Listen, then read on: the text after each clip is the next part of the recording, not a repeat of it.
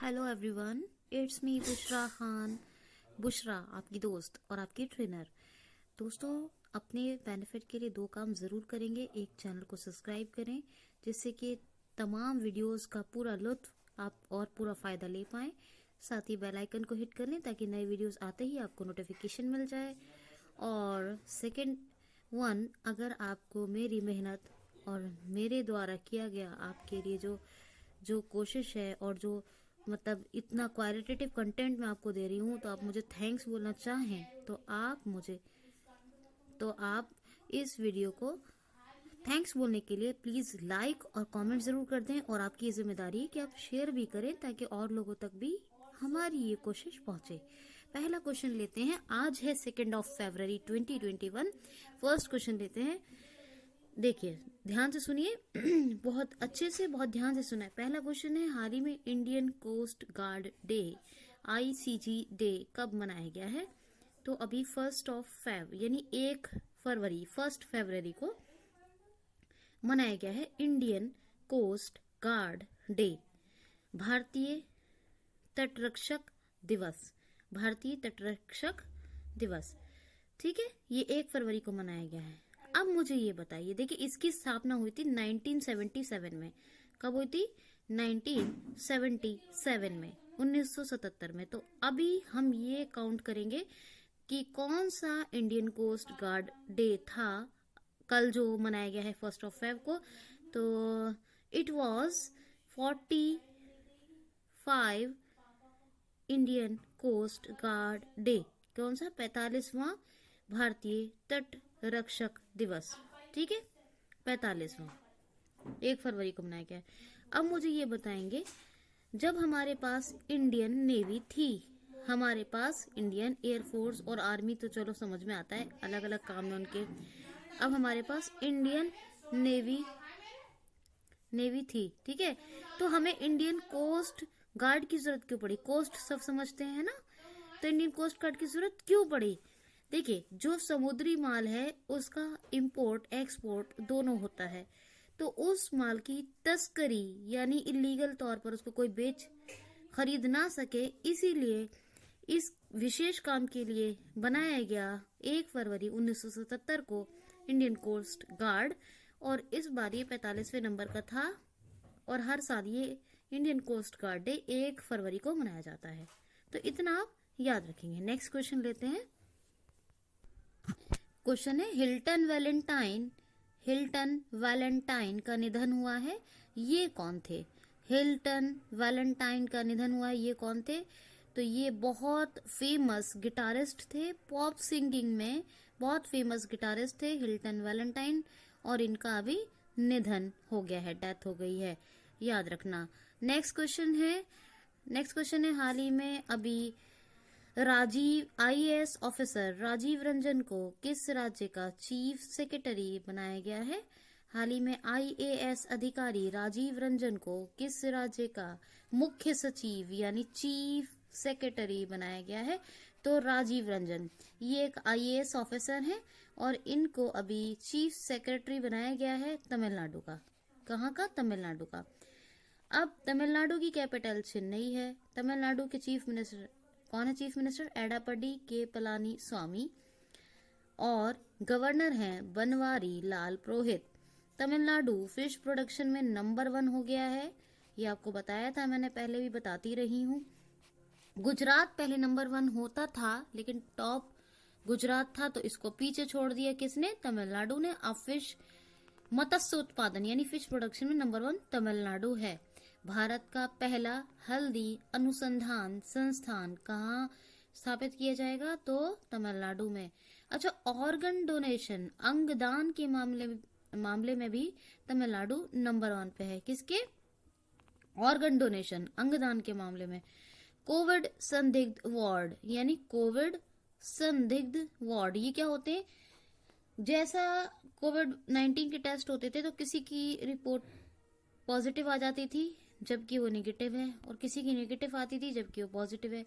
तो इस तरह के लोगों को, पेशेंट्स को अलग रखने और इनका पूरी जांच करवाने, और अगर किसी को है तो ट्रीटमेंट के लिए इनके लिए बनाया गया कोविड संदिग्ध वार्ड, जिन पर संदेह है यानी जिनको जो इस तरह की केसेस होते हैं उनके लिए। तो ये बात थी, ये बनाए गए थे तमिलनाडु में। तो इतना आप याद रखिएगा, ठीक है। तो ये बात हो गई। हाँ, एक और बात याद रख लीजिए, मार्केट कैपिटल, वो आरबीआई की रिपोर्ट आई थी, और बाजार कर्ज के मामले में तमिलनाडु नंबर 1 है। आरबीआई की रिपोर्ट के अनुसार मार्केट के जो मतलब का जो उधार है उसके मामले में तमिलनाडु नंबर 1 है, यानी इसका मार्केट में बहुत पैसा पड़ा हुआ है, ठीक। तो ये बात है। तो नेक्स्ट क्वेश्चन लेते हैं। नेक्स्ट क्वेश्चन है, हाल ही में अभी भारत अंतर्राष्ट्रीय रेशम मेले का 8वां संस्करण कहाँ आयोजित किया जाएगा? भारत अंतर्राष्ट्रीय रेशम मेले के 8वें संस्करण का आयोजन कहाँ किया जाएगा? तो कहाँ किया जाएगा? कर्नाटक में। कहाँ? कर्नाटक में। देखिए, थोड़ी सी गड़बड़ हो गई, जरा इसको दोबारा सुनिए क्वेश्चन को। हाल ही में भारत अंतर्राष्ट्रीय रेशम मेले का 8वां संस्करण का उद्घाटन कौन करेंगी? क्योंकि आयोजन इसका किसी स्टेट में नहीं हो रहा है, ये आवासीय रूप से, आवासीय यानी मतलब डोमेस्टिक लेवल पर इसका आयोजन होगा। तो आवासीय रूप से होगा, कोई सोशल डिस्टेंसिंग वाली जो बात है उसे फॉलो किया जाए, और 5 दिन तक, कितने 5 डेज तक चल सके, 5 दिन तक चलाना है इसका आयोजन करना है मतलब। तो ये सबसे बड़ा होता है इंडियन इंटरनेशनल सिल्क फेस्टिवल। क्या? Indian international silk festival. ये इंडिया का सबसे बड़ा भारत अंतर्राष्ट्रीय रेशम मेला है, और इसका आयोजन 5 दिन तक होगा। और आवासीय रूप, आवास मतलब आवास घर, डोमेस्टिक है ना लेवल पर से इसका, या बस इतना हिंदी में याद रखेंगे तो समझ में आएगा, आवासीय रूप से, ठीक है, इसका आयोजन होगा। और इसके एक खास बात और है, मैंने क्वेश्चन पूछा है, बताया है कि इसका उद्घाटन कौन करेंगी, ये बनाया है। तो इसका उद्घाटन करेंगी केंद्रीय वस्त्र मंत्री, हमारी कौन है केंद्रीय वस्त्र मंत्री? स्मृति ईरानी। कौन? स्मृति ईरानी, वो इसका उद्घाटन करेंगी। ये केंद्रीय कपड़ा मंत्री हैं, ठीक है, स्मृति ईरानी। अच्छा, नेक्स्ट क्वेश्चन है, हाल ही में अभी कुष्ठ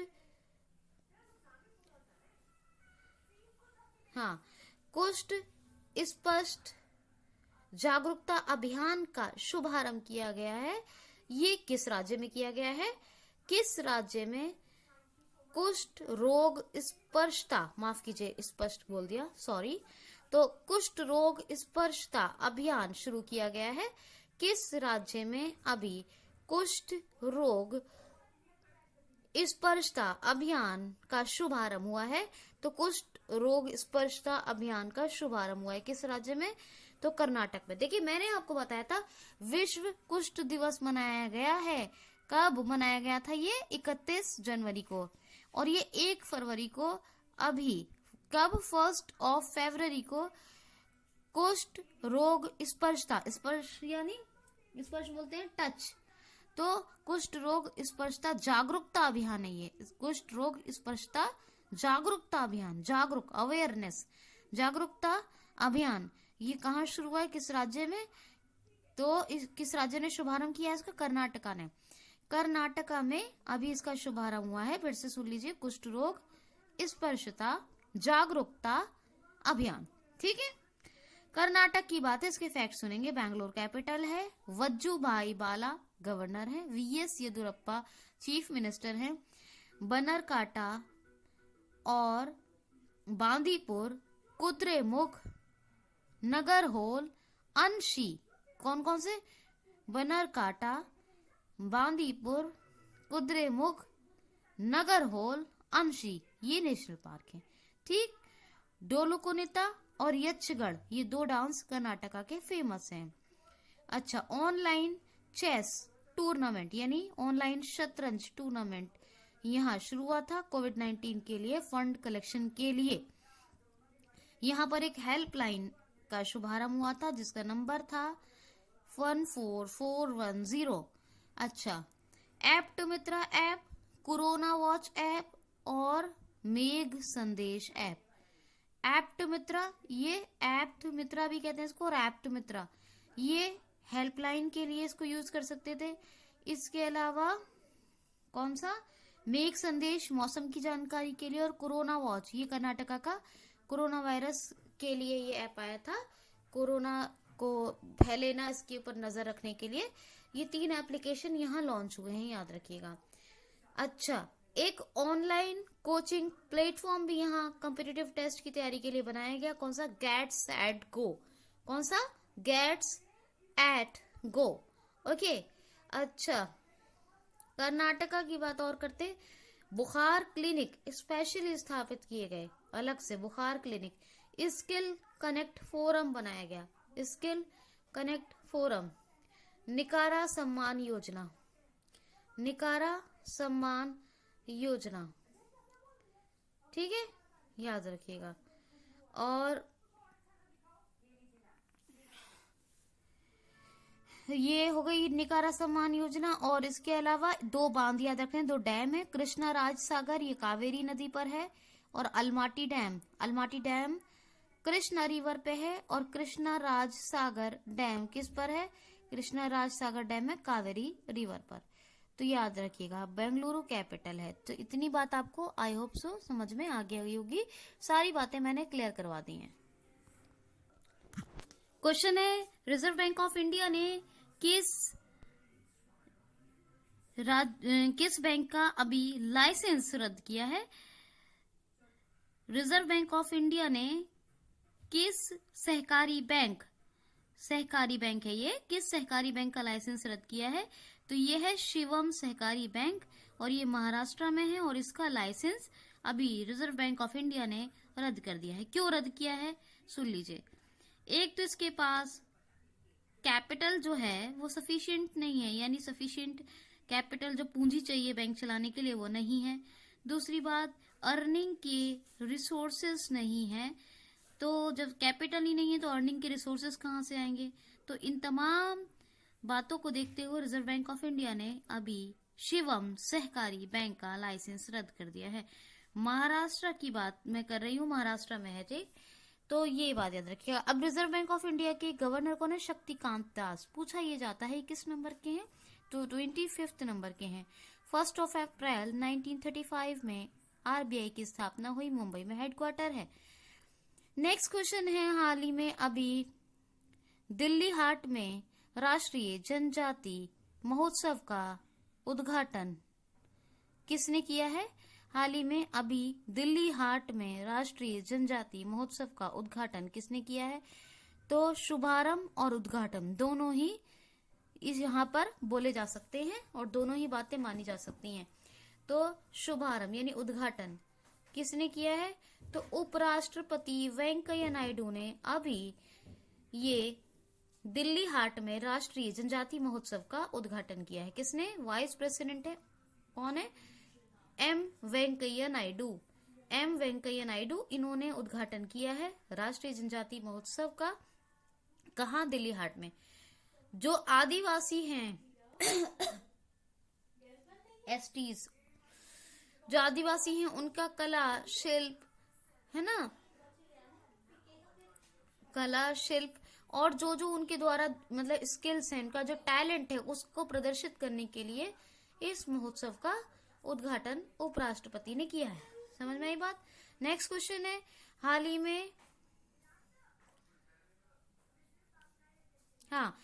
में F-15 लड़ाकू जेट पर भारतीय एयरफोर्स ने किस देश की एयरफोर्स के साथ चर्चा की है।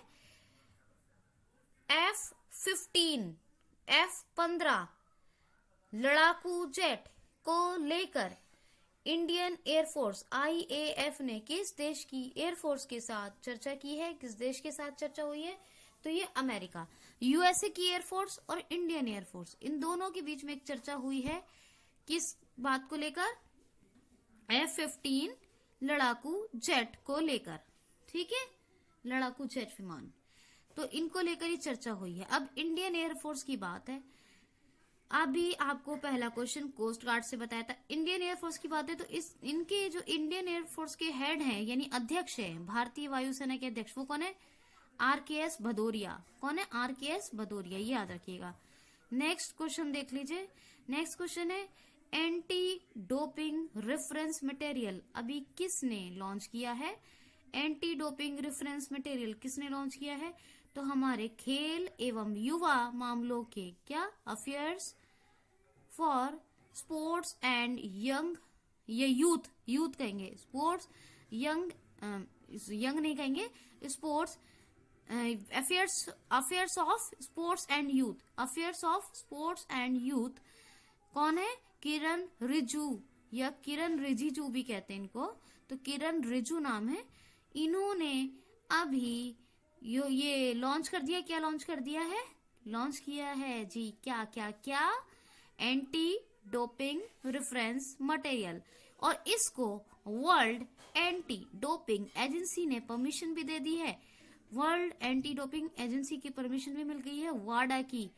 ठीक है, तो ये एंटी डोपिंग रेफरेंस मटेरियल किरण रिजिजू जी ने लॉन्च कर दिया है। ठीक है, ये युवा मामलों एवं खेल मंत्री हैं, युवा मामलों के और खेल एवं युवा मामलों के मंत्री प्रेजेंट टाइम के। Okay fine. क्वेश्चन है भारत सरकार ने बीमा क्षेत्र में FDI फॉरेन डायरेक्ट इन्वेस्टमेंट को 49% यानी 49% से बढ़ाकर कितने प्रतिशत कर दिया है? भारत सरकार ने बीमा में, किसमें? इंश्योरेंस बीमा क्षेत्र में FDI फॉरेन डायरेक्ट इन्वेस्टमेंट को 49% से बढ़ाकर कितने परसेंट कर दिया है? तो 74%, 74%। अभी तक जो बाहर की जो कंपनियां थी वो बीमा यानी बीमा के सेक्टर में कितना निवेश कर सकती थी? 49%, लेकिन अब 49% से बढ़ाकर कितना कर दिया? अब कितना इन्वेस्ट कर सकती हैं? 74%। क्या होता है FDI? FDI होता है जैसे कि मान लीजिए हमारे इंडिया की कंपनी है, अब वो जाके जर्मनी गई, जर्मनी में उन्होंने अपना पूरा जो है सेटअप लगाया, पूरे जो भी अगर कोई प्लांट लगने तो वो लगाएंगे, नहीं तो पूरा कंपनी का सेटअप लगाया, कोई कंपनी खोली, तो अपना कैपिटल लेके अपना पूंजी लेके गए ना वो यहाँ से, तो जो पूंजी ले गए हैं तो वहां पे लोगों को रोजगार मिलेगा। भाई लोग तो लेके जाएंगे नहीं साथ में, लोग तो वहीं के यूज करेंगे, रिसोर्सेज तो वहीं के, इलेक्ट्रिसिटी है वहां के, जो है जो वहां का जो भी बेसिक स्ट्रक्चर है वो सब वहीं का यूज करेंगे, तो लोगों को एम्प्लॉयमेंट मिलेगा, फिर वहां की जो चीजें यूज करेंगे तो उनका भी फायदा होगा। लेकिन वो इस पर मुनाफा कमाकर, अपने पैसे पर मुनाफा कमाकर कहाँ लाएगी? भारत लाएगी। तो इस तरह इसको कहते हैं FDI। तो फॉरेन डायरेक्ट इन्वेस्टमेंट यानी विदेशी कंपनियां जो निवेश करती हैं उनसे हमें ये फायदा होता है कि यहाँ रोजगार के अवसर बढ़ते हैं, लेकिन मुनाफा कमाकर वो बेनिफिट कमा के कहाँ ले जाती है? प्रॉफिट कमाकर ले जाती हैं अपनी कंट्री में। समझ में आई बात? तो वही 49 से बढ़ाकर कितना कर दिया है भारत सरकार ने? 74%। अच्छा जी, नेक्स्ट क्वेश्चन है हाल ही में आजादी के बाद पहला पेपरलेस बजट किसने पेश किया है? हाल ही में आजादी के बाद, इंडिपेंडेंट इंडिया के बाद फर्स्ट पेपरलेस बजट कौन सा? फर्स्ट पेपरलेस बजट किसने पेश किया है? तो हमारी प्रेजेंट टाइम की फाइनेंस मिनिस्टर है निर्मला सीतारमन। इन्होंने आजादी के बाद पहला पेपरलेस बजट पेश किया है। बहुत इंपॉर्टेंट क्वेश्चन है, बहुत इंपॉर्टेंट। और अगर बजट से रिलेटेड आपको क्वेश्चन जो एग्जाम पॉइंट ऑफ व्यू से बहुत महत्वपूर्ण है आपको चाहिए तो मुझे कमेंट बॉक्स में लिखिए, मैं इस बजट पर एक अलग से वीडियो, एक सेपरेट वीडियो बनाऊंगी। ठीक है, तो बताइएगा मुझे। तो पहला फर्स्ट पेपरलेस बजट पेश हुआ है किसके द्वारा? निर्मला सीतारमन। ये है प्रेजेंट टाइम की फाइनेंस मिनिस्टर, वित्तीय मंत्री प्रेजेंट वर्तमान समय की, और ये ऐसा पहली बार हुआ है। ठीक है, नेक्स्ट क्वेश्चन है हाल ही में अभी किस देश ने 1 ईयर नेशनल इमरजेंसी, 1 साल के राष्ट्रीय आपात की घोषणा कर दी है? तो म्यांमार ने अपने देश में 1 साल की राष्ट्रीय आपात यानी 1 ईयर नेशनल इमरजेंसी की घोषणा कर दी है। हुआ क्या था? नवंबर 2020 में यहाँ प्रेसिडेंट के इलेक्शन हुए थे, उसमें बड़ी धांधली हुई यानी चीटिंग हुई। इसीलिए म्यांमार ने, जब ऐसे में होता है तो कौन आता है उतर के? सेना। और फिर पूरी सरकार जो होती है वो क्या लगा देती है? इमरजेंसी। सब मिलकर क्या घोषणा हो जाती है? इमरजेंसी की करते हैं घोषणा। तो इमरजेंसी लग गई, म्यांमार ने इमरजेंसी लगा दी, आपातकाल लगा दिया 1 साल का। और अभी जो माउंट शुए हैं वो वाइस प्रेसिडेंट ऑफ म्यांमार हैं और ये ही कार्यवाहक यानी ऑफिशियली प्रेसिडेंट बन गए हैं। जब तक इमरजेंसी है तब तक ये कार्यवाहक यानी ऑफिशियली प्रेसिडेंट ऑफ म्यांमार रहेंगे, माउंट शुए। ठीक है। बर्मिश ग्याट करेंसी है म्यांमार की, बर्मिश ग्याट, क्योंकि म्यांमार का पहला नाम बर्मा होता था। और म्यांमार की कैपिटल क्या है? नाइपीदो। कैपिटल क्या है? कैपिटल? नाइपीदो। और अभी प्रेसिडेंट तो है ही नहीं क्योंकि इमरजेंसी लगी है। कार्यवाहक राष्ट्रपति का नाम मैंने आपको बता दिया है। तो ये तमाम बातें आप नोट करके रखें। क्वेश्चन है, हाल ही में यूवी रेज के माध्यम से या through of UV rays sanitise होने वाली भारत की पहली मेट्रो कौन बनी है? हाल ही में यूवी अल्ट्रावायलेट रेज से सैनिटाइज होने वाली इंडिया की फर्स्ट मेट्रो कौन बनी है? फर्स्ट मेट्रो रेल कौन बनी है? तो लखनऊ मेट्रो। जी हाँ, लखनऊ मेट्रो ने सैनिटाइजेशन के लिए अपने जो मेट्रो है, लखनऊ मेट्रो के जो ट्रेन्स हैं, मेट्रो ट्रेन्स, उनके कोचेस को फुली सैनिटाइज करने के लिए जो है अलग से उपकरण यानी इंस्ट्रूमेंट्स खरीदे हैं, ऑर्नामेंट्स खरीदे हैं। और इंस्ट्रूमेंट्स ऑर्नामेंट्स आप सोचते होंगे वो म्यूजिक में ही नहीं और भी चीजों में होते हैं, बहुत से लोग यही सोचते हैं, ऐसा नहीं भाई। तो खैर, तो लखनऊ मेट्रो ने बिल्कुल अपनी हर मेट्रो ट्रेन को सैनिटाइज करने के लिए ये यूवी सैनिटाइजर का यूज किया है, जिसके लिए जब पूरी तरह सैनिटाइज हो इसके लिए बहुत सारे क्या खरीदे हैं? उपकरण खरीदे हैं। तो पहली मेट्रो बन गई है सैनिटाइज होने वाली यूवी रेज के माध्यम से, अल्ट्रावायलेट रेज के माध्यम से, लखनऊ मेट्रो। नेक्स्ट क्वेश्चन है, हाल ही में अभी आयुष्मान भारत योजना के नए सीईओ कौन बनाए गए हैं? आयुष्मान भारत योजना के नए सीईओ, चीफ एग्जीक्यूटिव ऑफिसर कौन बनाए गए हैं? तो आर.एस. शर्मा ये बने हैं आयुष्मान भारत योजना के नए सीईओ। तो इतना आप याद रखेंगे। दोस्तों, काफी बड़ा सेशन हो गया है, ध्यान से सुनिए, लाइक शेयर सब्सक्राइब कमेंट सब करें। जिन्होंने सब्सक्राइब नहीं किया उनके लिए सब्सक्राइब करें, बाकी लोग लाइक शेयर कमेंट करें प्यारे प्यारे से, और ध्यान से सुने। अपना ख्याल रखें, खुश रहें। कल मिलते हैं कल के वीडियो में। Thanks for watching.